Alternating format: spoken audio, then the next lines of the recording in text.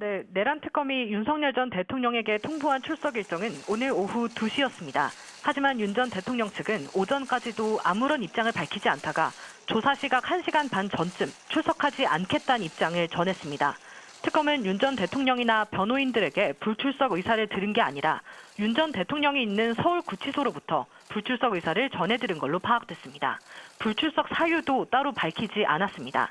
이에 특검은 오늘 오후 2시쯤 서울구치소에 인치 지휘 공문을 보냈다고 밝혔습니다. 윤 전 대통령을 오후 3시 반까지 특검 조사실로 데려다 달라는 내용입니다. 특검 관계자는 윤 전 대통령이 이 절차에도 불응하면 어떻게 되냐는 질문에 체포영장을 집행하듯 구속영장을 집행한다고 생각하면 될 것 같다며 기간의 차이일 뿐 영장의 효과는 같아서 집행 불능의 경우는 상정하기 어렵다고 했습니다. 또 구속기간 중 출정 조사는 형사사법 시스템상 지극히 당연한 것이라며 당연하고 상식적이어서 논란이 될 수 없는 영역이 논란되고 있다고 지적했습니다. 특검은 윤 전 대통령의 출석과 별개로 외환 의혹에 대한 수사 속도를 높이고 있습니다. 오늘 오전부터 경기도 포천 드론작전사령부와 김용대 드론사령관의 집, 과천 방첩사와 국방부 등 군사 관련 장소 24곳의 수사관들을 보내 압수수색을 진행 중입니다. 특검팀은 윤 전 대통령과 김용현 전 국방장관이 계엄 선포의 명분을 만들기 위해 평양으로 무인기를 보내 북한을 도발하는 등 불법적인 작전 지시를 한 정황을 확인할 방침입니다. 특검은 압수물 분석과 관계자 조사를 진행하면서 윤 전 대통령과 김 전 장관, 또 노상원 전 정보사령관 등도 불러 조사할 전망입니다. 지금까지 법조팀에서 전해드렸습니다. 내일 특검 소환 조사를 앞둔 윤석열 전 대통령 측이 인권 침해를 당하고 있다며 수감 생활에 대한 불만을 표출했습니다. 윤 전 대통령이 수감 이후 당뇨 등 지병 관련 약을 구하지 못했고 에어컨이 있는 접견실도 35도라 땀을 비오듯 흘리고 있다는 겁니다. 또 윤 전 대통령에겐 운동 시간이 주어지지 않았다고 주장했습니다. 법무부는 전부 사실과 다르다고 반박했습니다. 의약품과 관련해선 윤 전 대통령이 구치소 입소 당시 복용 중이던 의약품을 소지하지 않아 치료에 필요한 관급약품을 우선 지급한 뒤 외부 약품을 허가해 지급했다고 밝혔습니다.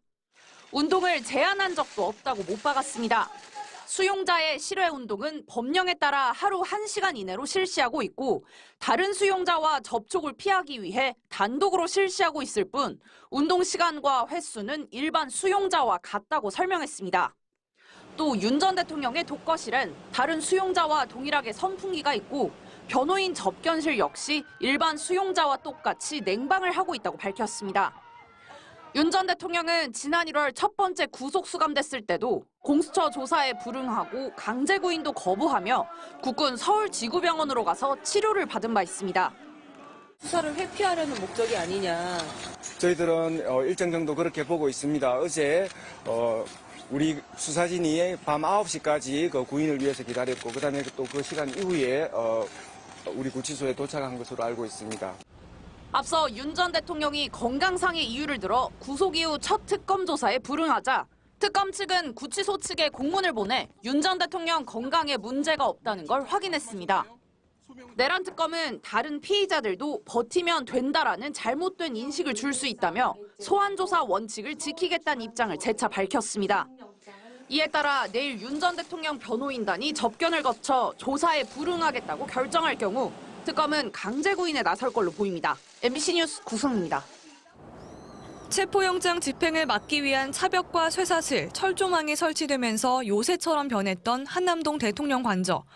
이 같은 강경 대응을 주도한 김성훈 전 대통령 경호처 차장은 경찰 조사에서도 윤석열 전 대통령에게 유리한 진술을 고수했습니다.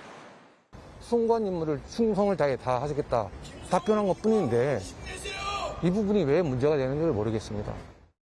하지만 내란 특검은 김 전 차장도 윤 전 대통령의 체포 방해 지시와 관련된 진술을 내놓기 시작했다고 밝혔습니다. 윤 전 대통령 변호인들이 김 전 차장 조사에 참여하지 않게 된 이후부터 태도가 달라졌다는 겁니다.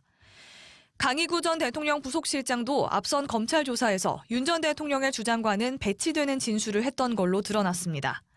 비상계엄에 적극 가담한 여인영 전 방첩사령관은 최근 재판에서 깊이 후회하고 있다며 앞으로는 사실관계를 다투지 않겠다고 말했습니다. 12.3 내란 사태 관련자들이 줄줄이 실토와 반성에 나서고 있는 상황. 윤석열 전 대통령 스스로 영장심사에서 완전히 고립무원 상태라며 국무위원들조차 본인 살 길 찾아 떠났다고 자신의 처지를 언급했습니다. 그럼에도 책임 인정은커녕 당장 다음 주 월요일로 통보된 특검 조사도 건강상의 이유로 불응할 가능성이 높아 보입니다. 윤 전 대통령 측은 수감 이후 당뇨 등 지병 관련 약을 구하지 못해 어려움을 겪고 있고 에어컨이 있는 접견실도 35도라 윤 전 대통령이 땀을 비오듯 흘리고 있다며 건강이 더 나빠지고 있다고 주장했습니다. 또 구치소 밖으로 나올 수 있도록 법원에 구속적 부심을 청구하는 방안도 내부 논의 중인 걸로 전해졌습니다. 하지만 특검은 불출석 사유가 타당하지 않으면 강제 구인에 나설 거라는 방침에 변함이 없다는 입장입니다. MBC 뉴스 구민지입니다.